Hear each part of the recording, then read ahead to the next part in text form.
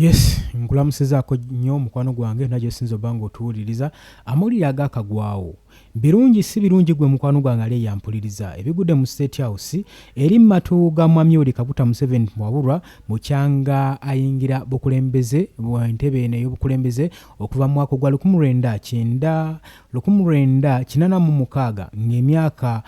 ana geyakakulungula ng'agenda maaso n'okukalakata bannayuganda amawulire agazze mu matu ge si malungi kimaze okukakasibwa nti nno Mark Bayingana Deputy Resident City Commissioner RCC amaze okuba nga amalamu omukka mu kisero kapuuti amaze okubeera nga akkirira ezzira ku mwaggwe mukwano gwange era kimaze okukakasibwa nti musajja wa Mwami Yoweri Kaguta Museveni nfanfe amaze okuba nga akkirira ezzira ku mwa kigambibwa nti nno Mark Bayingana abadde Deputy Residency City Commissioner era ng'ali in charge of Makindye Division mu Kampala amaze okukakasibwa okubeera nga akaseera akayise emabega ng'abadde awera ennemba n'ekirwadde ayiseewo era yabulidde obulamu bw'ensi eno obuwooma ng'ekintu ekirala kyonna kyonna okyali ku Yugi Update Civic osinziro bango otuwuliriza gwe n'atanatwengako nkutegeeza nti kirira wansi waliwo ekigambo subscribe kikoneko obeere nga otweyungako abali mu diaspora tegeeza mu abali e Qatar, Oman, Saudi Arabia, UK, South Africa, mwena abali Canada mbatumiddeko nnyo nammwe abali mu Asia mwe bali kwekuumira ku mayingo gano aga Yugi Update TV nga tugenda maaso nga nkyabongerayo nga we mbagambye nti nno Deputy Resident City Commissioner RCC amaze okuba nga alekulira obulamu bw'ensi eno ng'era abadde musajja wa Mwami Yoweri Kaguta Museveni nfanfe ng'ono nkugambye abadde in charge of Makindye Division in Kampala era wenjogerera kati takyalina waaka era kati nga mugenzi wenjogerera obubaka obupya buno bwakafuluma obw'okufa kwa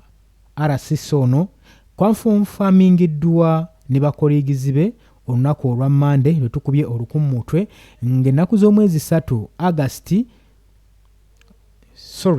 si lwe tukubye oluku mu mutwe olunaku olwaleero ng'ennaku z'omwezi 3 2026 kimaze okuba nga kikonfamingibwa nti ono abadde amaze okubeera nga asoomuka gwe ogw'enkomerero nga tugenda mu maaso n'okufollowinga ba government officials saako ne be presidential representative nga bagenda mu maaso n'okukungubaga olw'okufiibwa kw'omuntu waabwe abadde administrator era nga yasaavingako nga face of the government programs era nga badde asaavingira mu Makindye division obanga badde asaavingira ku division level bakoligizi be bagamba abayogedde mu kaseera ke kano Bayingana abadde tali mu mbeera nnungi yikise ziise emabega era nga bagamba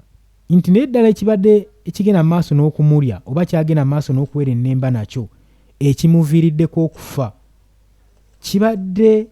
tekinnabeera nga kya-identifyingibwa tekinna-establishingibwa publicly kiteeka mu publication mu kaseera nga kano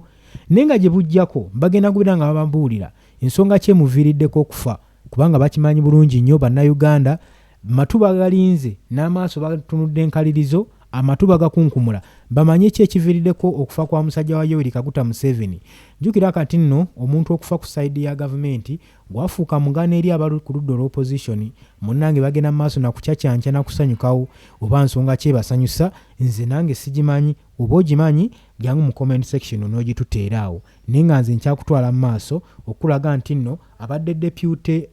RCC Commissioner ku Makindye Division amaze okubeera nga kapuuti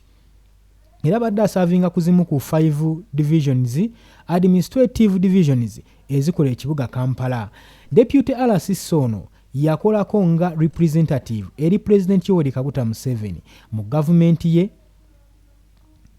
era yakolako ku tasking ez'okumonitoringa government projects coordinating the state programs saako n'okumaintaininga communications wakati wa central government saako ne local authorities.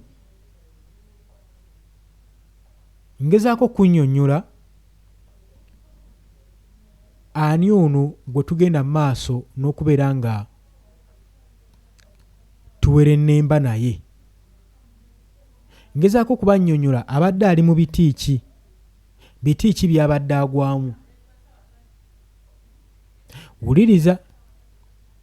Wuliriza gwe mukwano gwange ali eyo. Nkugambye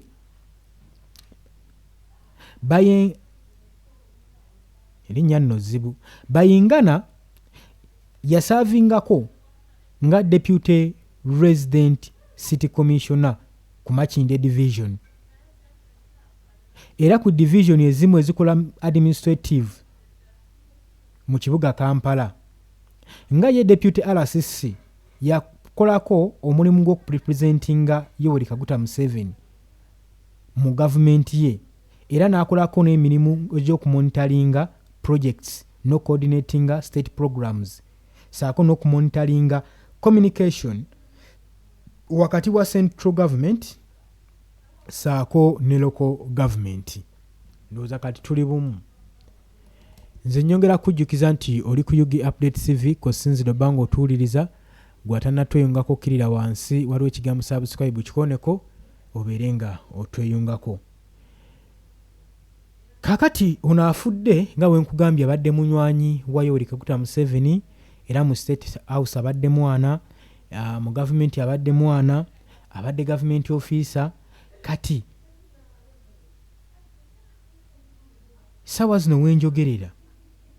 buli wabaawo omukungu wa gavumenti afa wabeerawo ebikyukako kubanga pulogulaamu z'abaafudde nazo oba oliawo ziba nnyingi ate ggwe pulogulaamu ez'emyaka 4 n'emisobo. Ono office ya resident city commissioner RCC, resident district commissioner, era ng'era deputies okweestablishinga okurepresentinga president ku district era city division level gy'abaddeko, ng'era aservinga ku official serving eri mu gavumenti era nga coordinatinga era nga overseer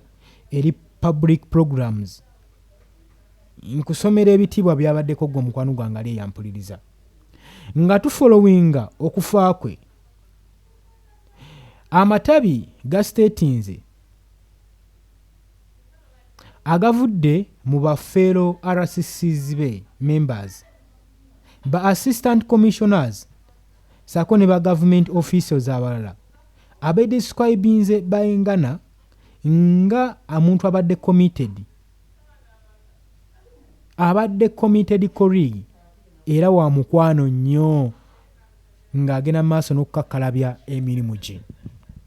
Moses Mufakinanye agenda maaso n'okukungubaga Bayingana's death ng'agamba omukwano gwabwe gubadde gusharing experience, kubadde gukaring experience naddala ku course ebadde ku National Leadership Institute. Era nga mu bigambo byagambye waati, I have learned with shock the untimely demise of Afande Mark Bayingana, Deputy RCC Makindye. Bibadde ebigambo ebyamufakinanye byawandiise ku mugenzi era ng'agamba I trained with him at Nari for cadreship course. He was a good friend who would call me and advise me on any issue concerning work. I will miss him immediately. Sleep easy, Afande. Bwe bubaka bwagenze maaso n'okumwogerako ng'amugamba ng'agamba nti ono yasoma naye ku koosi gye babaddeko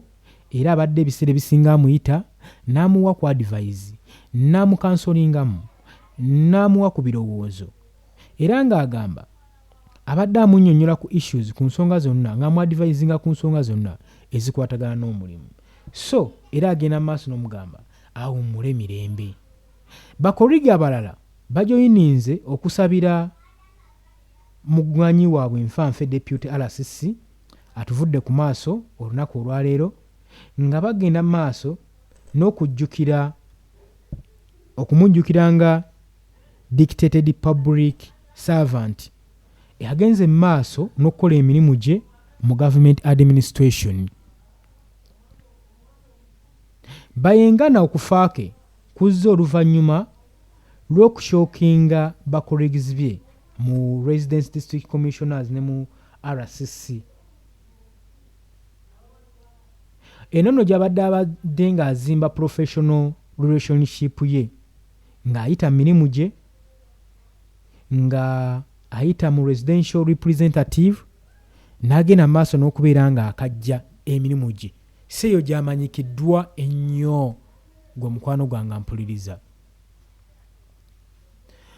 Oli ku Yugi Update Civic osinzira obbanga otuwuliriza so n'olw'obubaka obwo munzikiriza olwaleero nkomaawo badde obubaka bwakubika era kitalo nnyo ddala gavumenti okufiirwa omuntu waabwe ng'oyo deputy RCC mu Makindye division kitalo nnyo ddala era